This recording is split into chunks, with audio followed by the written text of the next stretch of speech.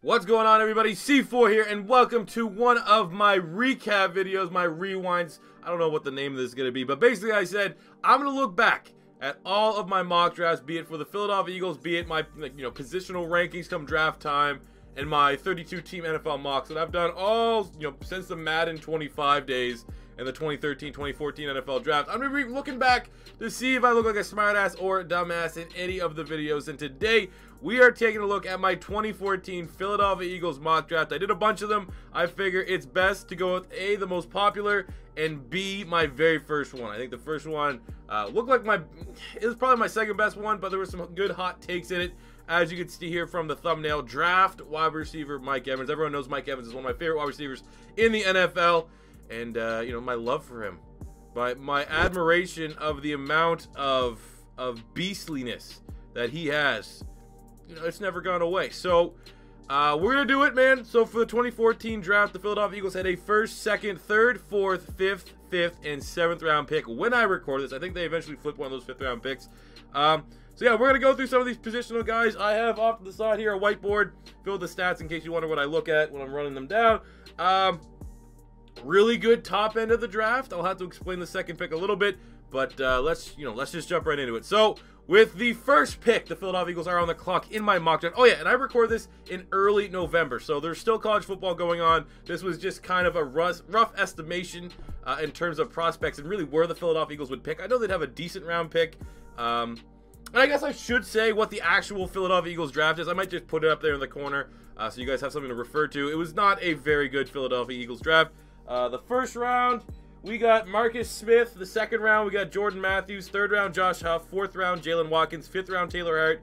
Fifth round, Ed Reynolds. And seventh round, Bo Allen. So really, most of those guys aren't on the team no more. Bo Allen was our best pick in the seventh round, without a doubt. I mean, Jordan Matthews was serviceable. Marcus Smith, we're not even going to get into that. That was such a bad pick, man. I was so upset with that. Huff was bad. That was Chip Kelly, Oregon bias. Yeah, Jalen Watkins, who's actually still on the team, is actually kind of versatile, more of a depth guy. But that was the actual Philadelphia Eagles mock draft. Let's see my 2014 mock draft and see how well, or maybe if it was better. It was better, trust me. So let's go. First pick. So now looking ahead of the draft, Eagles had a first round pick, second round pick, third round pick, fourth round pick, 2 5s after trading Sopoaga to the New England Patriots, and a 7th. So here's my quick mock draft. Now, this is a scenario for the first 2 picks. If Eagles do lose Jeremy Maclin, they should draft wide receiver at the first round, and that's where they get Mike Evans, the wide receiver from Texas A&M. I fucking love Mike Evans. I know it's really coming down to Mike Evans and Sammy Watkins for the ideal top wide receiver, but I think Mike Evans is a game changer. Mike Evans will be the guy. He's fucking phenomenal to have in there. That's the number 2. Have Shawn spreading the defense. Mike Evans will be in like the Megatron kind of role where you just throw it and he'll go up and catch it. He's made insane plays against very, very tough college teams. The only thing about Mike Evans though is he kind of is the same type of player as Riley Cooper. I don't really know how he'd fit. I assume you probably would be able to have Deshaun and Mike Evans as your wide receivers and have Riley Cooper playing the slot a little bit. But Mike Evans will have to be our guy if we lose Jerry Maclin. We will need to upgrade and get that true franchise wide receiver. So, there you have it. That was my take then on Mike Evans. Still now, I mean, nothing has really changed. Look at Mike Evans. In 3 years in the NFL, he has rounded up 3,600 yards to 27 touchdowns. He has 1 Pro Bowl. He was a second-team All-Pro in 2016, and obviously he was selected in the first round from the Tampa Bay Buccaneers. Was already out of the Philadelphia Eagles range. This is kind of more wishful thinking. But during that time, man, Mike Evans, he really did make Johnny Manziel, I feel, at Texas A&M a lot of plays. You know, like people say, a good tight end's the best weapon for a quarterback because he's their safety net. Well, that was pretty much Mike Evans at Texas A&M. He made so many more plays. If Johnny Manziel like overthrew it or had like a low ball, anything, Mike Evans was maybe one of the best college wide receivers I have ever seen and scouted. So yeah, that would have been a stud pick. If you're telling me right now, if there's alternate timelines, like I said, because Philadelphia ended up trading down a couple times. I remember actually they held the pick that the Browns moved up to select Johnny Manziel in that draft. Would you take? We're just gonna make it simple here. Would you take Marcus Smith or would you take Mike Evans? You're gonna take Mike Evans 10 times out of 10. So yeah, that's absolute money. Now here is the pick of the entire mock. That things get a little crazy, and you need to understand that like I said, I did this in November, so it was before the combine, And this guy that I'm talking about had anywhere from a first to a third round grade, I remember, on CBS Sports. That was the website I used for the prospect rankings. So here we go. You get Cleo Mac, the 3-4 outside linebacker from Buffalo. A lot of people are already saying he's one of the best linebacker prospects they've seen, but he could slip because he's from a small school. So we may have to trade to get him, but Cleo Mac will be the athletic outside linebacker that we need. Unfortunately, we do get Cleo Mac. We may need to look away from Trent Cole, which would suck. Unless you want to get Trent Cole in the gym and have Trent Cole put on maybe 20 pounds, it'd be like 285 instead of 265. So yeah, we had Cleo Mac going in the second round. Now we know Cleo Mac's stats. He's a 3-time Pro Bowler, 2-time All-Pro, 2016 Defensive Player of the Year. Has 300 career tackles, 75 tackles for loss, 28.5 sacks, 4 interceptions, and 16 forced fumbles. He is legitimately one of the scariest defensemen.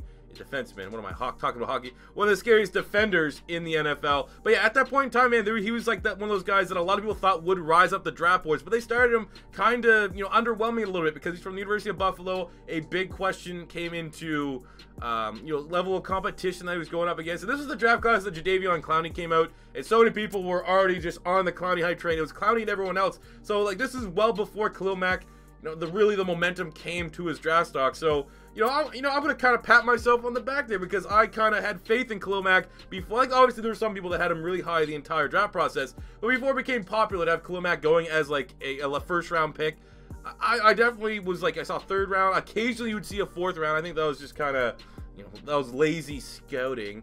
But, yeah, man, I was high on Cleo Mac from day one. I saw a couple of games for Buffalo. Actually went on my way to watch it because we needed, we played that 3-4 Chip Kelly defense. We needed a 3-4 outside linebacker, and I wanted Khalil Mack. So, would you rather Khalil Mack or Jordan Matthews? I think this is going to be 2-0 to C4 for the 2014 mock draft. Now, moving on to the third round pick.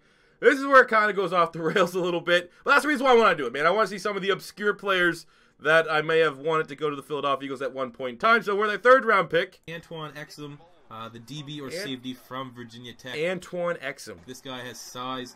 We need to replicate what the Seattle Seahawks do with the Legion of Boom. At this point in time, I was obsessed with the Philadelphia Eagles mocking what Seattle did by getting, the bigger guys, longer guys.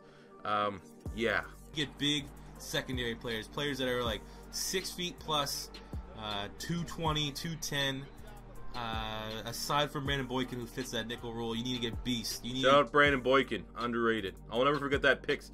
They had the game stealer against Dallas for us to get in the playoffs. Get your Richard Sherman, your Cam Chancellors, your Antoine. Yeah. One of these things is not like the other one. Richard Sherman, Cam Chancellor, Antoine Exilim. Brandon Browner type players, and Antoine Exilim is going to be that guy in the draft who will be there in the third round. We should get him. Oh, that's a bad shout out right there, okay? I might have looked at a little bit of clout for the Mike Evans and Khalil Mack pick. When you throw at Antoine Exilim and say he could be the next, maybe actually could have been the next Brandon Browner because he fell off really, really bad. When you compare it to Richard Sherman and Cam Chancellor, that's getting a little bit out there because Antoine Exilim was selected actually in the 6th round from the Minnesota Vikings. We should have mentioned last one, Khalil Mack obviously was taken in the 1st, not the 2nd by the Raiders. But Antoine Exilim was taken in the 6th round for the Minnesota Vikings, and pretty much he's a special teamer right now on the San Francisco 49ers. He has 19 career tackles and 1 forced fumble. So that was very much a dud of a pick. They're not always going to be pretty. Sometimes, like last call at a bar, it's not always going to be pretty, but you stick your neck out on the line and try to come off smart. You work your game, and Antoine Exilim was not my finest pick. So now jumping into the 4th round, here we go. In the 4th round, we can get Dre Archer, the offensive weapon from Kent State. He's classified as a running back, but I think you put him in the slot. He has pretty good hands. Doesn't fumble a lot, good ball possession as he is a pretty, heralded kick returner. Would be perfect for Chip Kelly's offense in the slot. So, Dre Archer, hey, that's a name. Yeah, basically he was really, really fast, and I just kept thinking, when you look at Chip Kelly's offense, you want speed. Speed kills. Dre Archer would be a perfect fit. Dre Archer actually got selected in the 3rd round by the Pittsburgh Steelers, and they made the bust pick before I was able to. Dre Archer basically right now is a free agent, and he has 63 total career yards, not really including like special team yards or stuff like that. But now he's he's always been a popular guy on the YouTube community because he's always the fast guy you can grab out the free agency wire. Other than that, though, never did much. So those are for our first 2 picks were really good. Second 2 picks pretty terrible, and not gonna lie, this next one is not my best as well. So let's go to our first 5th round pick. we go at a quarterback here. I think Keith Price is the guy that I think is really, really underrated and will be perfect fit for the Eagles offense. A late round picks, so you won't really be like, oh my god, Nick Foles QB controversy. No, but Keith Price will be a good athletic backup because Michael Vick will be gone, and Matt Barkley is fucking obsolete. Matt Barkley sucks. He's one of the worst players I've ever seen. Preach! So Keith Price is an athletic, mobile quarterback who has a lot of good pro quarterback skills. So I think we get him in the 5th round, he can develop into something, be good insurance for anything that happens to Nick Foles. So Keith Price, he was the quarterback for the University of Washington. He actually looked really good in college. That's why I was kind of like, you know, when you're sticking with a Chip Kelly mindset, we got to kind of tap into like a Chip Kelly rebuild mode. So we go with Dre Archer, the fast guy, because Chip Kelly likes speedsters, and you got Keith Price, mobile quarterback, and you know was one of those guys that was going to slip. So looking at Keith Price, he actually what is an undrafted free agent to the Seattle Seahawks, and he's currently a free agent. He played a little bit of the CFL. That was it. So probably the worst pick of the entire draft in terms of what they were able to do in the NFL. You know, you win some, you lose some. Again, let's just refer back to, you know, I had Cleo Mac and Mike Evans. All right, moving to our second 5th round pick. This one's a little bit better. With the second 5th round pick, I think we get Zack Fulton, a very, really talented guard from Tennessee. He'll be good depth to replace Todd Herman's. He's been pretty much the standout on the Tennessee O-line this year. A little bit of an underrated team. So Zack Fulton, there we go. That's actually a decent pick. Zack Fulton was selected in the 6th round by the Kansas City Chiefs. He has 46 starts. He's a very solid offensive lineman. He's versatile. Can play guard, can play center. Actually started for the Kansas City Chiefs, I think, a little bit this year. And, you know, as part of an offensive line that blocked well for Kareem Hunt and Alex Smith. You know, that's not a bad pick. He's a guy that's been able to hold a job in the NFL. So, you know, where we've had we've had 2 good picks and then string of 3 bad ones. I think we could, you know, squeeze Zack Fulton there into a good one. It tied up at 3-3. But now the most important thing is, can we bring it home with the 7th round pick? But he'll be good there. And at number 7, get the problem player that will slide, that will fix some depth on the offensive line. You get Centrell Henderson, the tackle from Miami. He's having a lot of well, not a lot, but he's had off-field issues. He went from being like a high 2nd round pick. Now he's slipping to like the 4th and 5th round. So Centrell Henderson, that's an interesting name. He was a name that was actually brought up at the trade deadline for the Philadelphia Eagles to potentially trade for a tackle to help out with the loss of Jason Peters. He's currently in the Buffalo Bills. He's been solid. His off-the-field issues, I'm pretty sure I think he went missing like 2 years ago. I don't know if Bill fans can enlighten that. But Centrell Henderson actually was a 7th round pick of the Buffalo Bills. He has 27 career starts. And I would definitely say he still has some unknown potential. There's definitely people that think he can still put it together and have a good second half of his career. There's other people that think that he's kind of washed and will just be forever destined to be a free agent or maybe a camp body. But because he's been able to, you know, maintain some longevity in the NFL, I'm going to give that one a positive. So we finished on the draft 4 good, 3 bad. The 3 bad, you know what? You know, those late round picks, you can't really hold it against me. My good ones, if there was somehow, some way, some reality, let's just say November of 2013.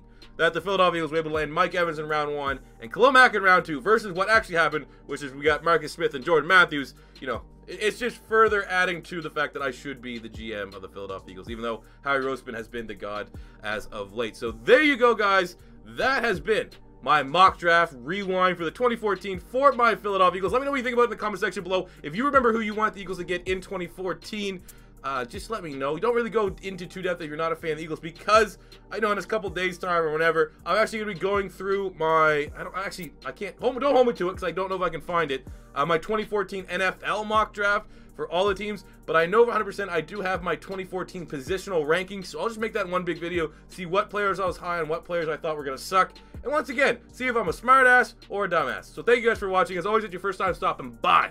Don't be afraid to hit the subscribe button. And until next time, it's C4 saying peace out.